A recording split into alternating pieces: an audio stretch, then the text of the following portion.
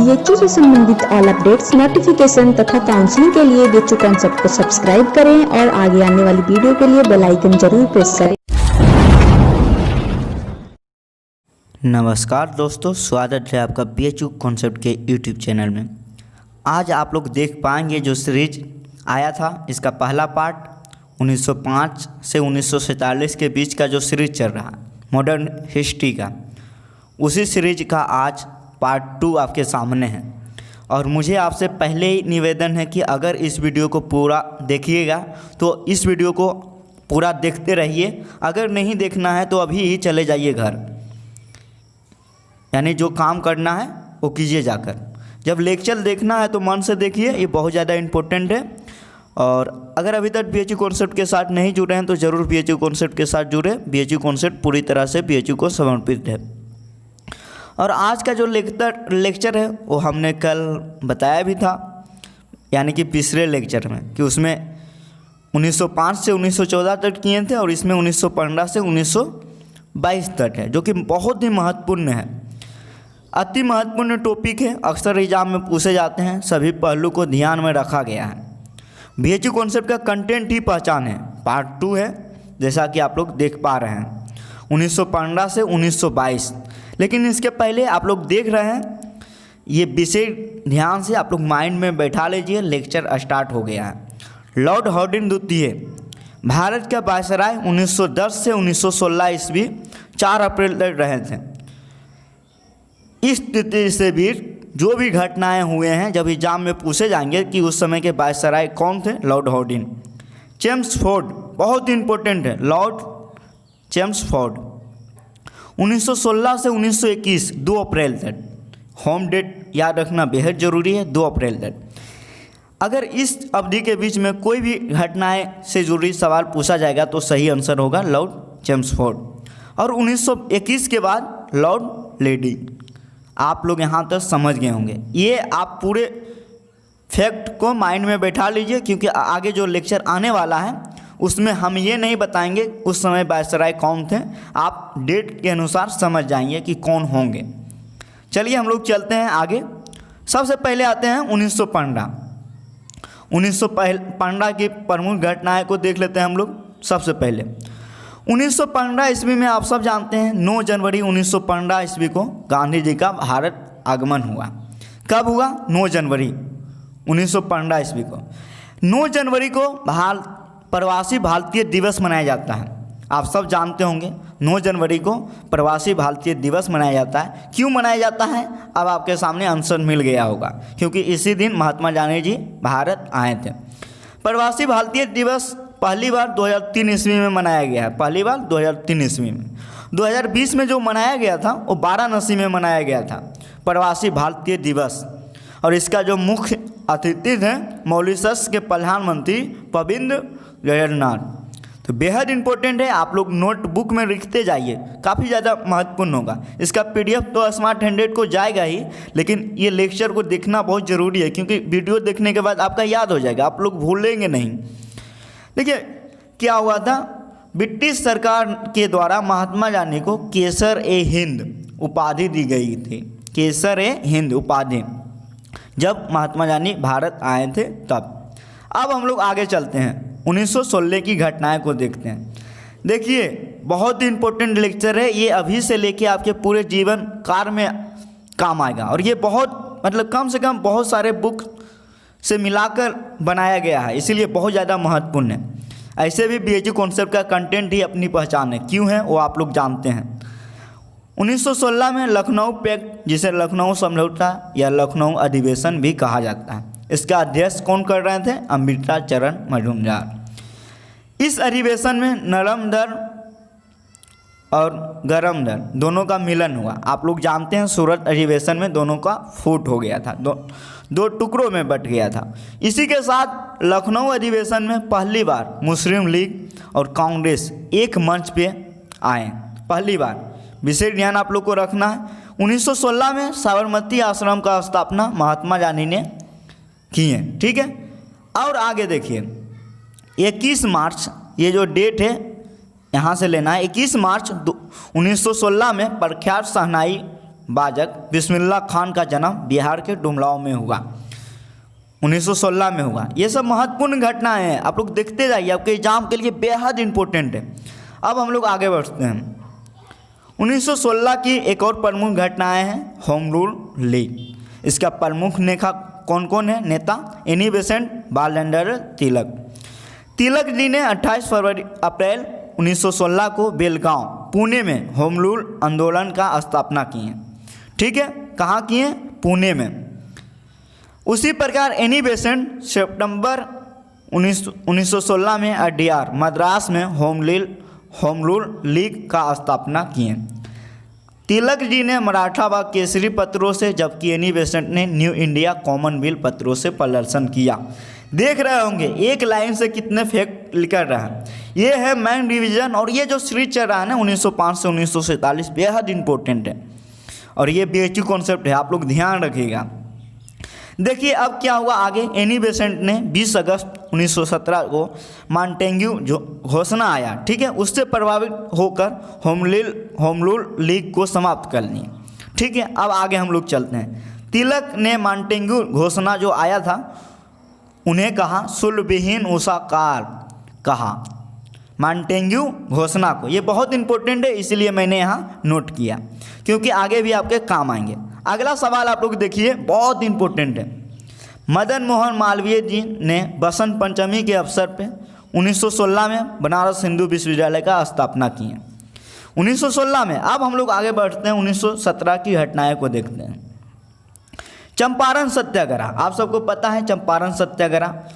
देखिए क्या हुआ था, इसका जो शुरुआती जो समय था क्या, 1916 में लखनऊ अधिवेशन जो हुआ था उसी समय राजकुमार शुक्ल जो चंपारण के किसान नेता थे, महात्मा गांधी से मिले थे और आमंत्रित किए थे महात्मा गांधी को चंपारण आने के लिए, क्योंकि वो बताए थे कि चंपारण में क्या परेशानी आ रहा है। महात्मा गांधी पहली बार भारत की धरती पर भारत का प्रथम सत्याग्रह चंपारण बिहार से किए, 1917 में किए, और 3 कठिया पद्धति से विरोध के लिए गए थे। नील की खेती के लिए चंपारण सत्याग्रह हुआ था। नील की खेती जमीन था उस पर 3/20 हिस्सा में नील की खेती करना अनिवार्य कर दिया था अंग्रेजों ने। तो आप लोग देख रहे होंगे कितना इंपॉर्टेंट है। और एक बात, महात्मा गांधी जी के साथ डॉक्टर राजेंद्र प्रसाद, आचार्य कृपलानी, अनुग्रह नारायण सिंह भी गए थे। और आप सब जानते हैं अमेरिका प्रथम विश्व युद्ध में 1917 ईस्वी में ही प्रवेश किए। अब हम लोग देखते हैं 1918 की प्रमुख घटनाएं, बहुत इंपॉर्टेंट है। गांधी जी का दूसरा सफल सत्याग्रह अहमदाबाद मजदूर मिल हड़ताल। इसमें जो मजदूर थे ना वो 21 दिन का हड़ताल किए थे, 1918 में हुआ था। उसी के साथ अब हम लोग आगे देखते हैं, 1918 में ही गुजरात के खेरा में सबसे बड़ा किसान आंदोलन महात्मा गांधी जी के द्वारा किया गया, और इस आंदोलन में सहयोगी वल्लभ भाई पटेल जी भी थे। अब हम लोग आगे बढ़ते हैं। प्रथम विश्व युद्ध का अंत 1918 ईस्वी में ही हुआ। 1919 जो कि आपके एग्जाम के दृष्टिकोण से बेहद इंपॉर्टेंट है। 1919 मॉन्टेग्यू चेम्सफोर्ड सुधार आया, आप सबको पता है, और इस सुधार में सिखों एवं ईसाइयों को पृथक निर्वाचन की व्यवस्था रखा गया, प्रांत में द्वैत शासन का भी व्यवस्था रखा गया। अब देखिए आगे चलते हैं, जो कि बेहद इंपॉर्टेंट है। लॉरेट एक्ट 1919 में आया।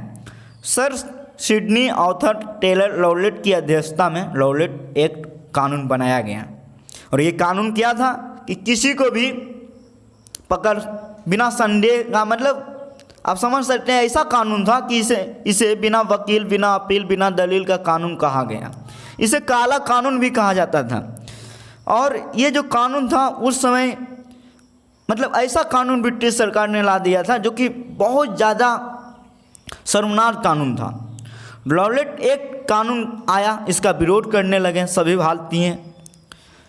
तो वहाँ पे विरोध करते समय डॉक्टर सत्यपाल एवं डॉक्टर किचरू को 10 अप्रैल 1919 को गिरफ्तार कर लिया। अंग्रेजों ने कर लिया, किसी को भी कर लेता था तो कर लिया। और ये दोनों उस समय का महान नेता में से एक थे।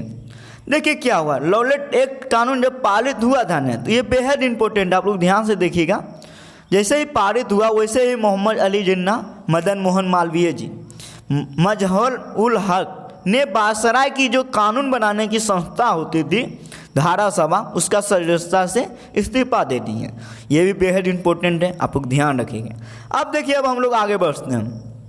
अभी आपने देखा 10 अप्रैल को सत्यपाल एवं किचलू को गिरफ्तार कर लेते हैं। तो इसी विरोध में 13 अप्रैल 1919 ईस्वी को जालियांवाला बाग में बैसाख के दिन एक आम सभा बुलाई गई और ये आम सभा में बच्चे आए, महिलाएं आए, सभी लोगों ने, और जो घटना हुआ वो घटना याद आते ही आज भी हम लोगों के आंखों में आंसू आ जाती हैं। जालियांवाला बाग हत्याकांड 13 अप्रैल 1919 को हुआ। उस समय अमृतसर का जो सैन्य कमांडर थे जनरल डायर, उन्होंने जो गोली चलाने का आदेश दे दिया।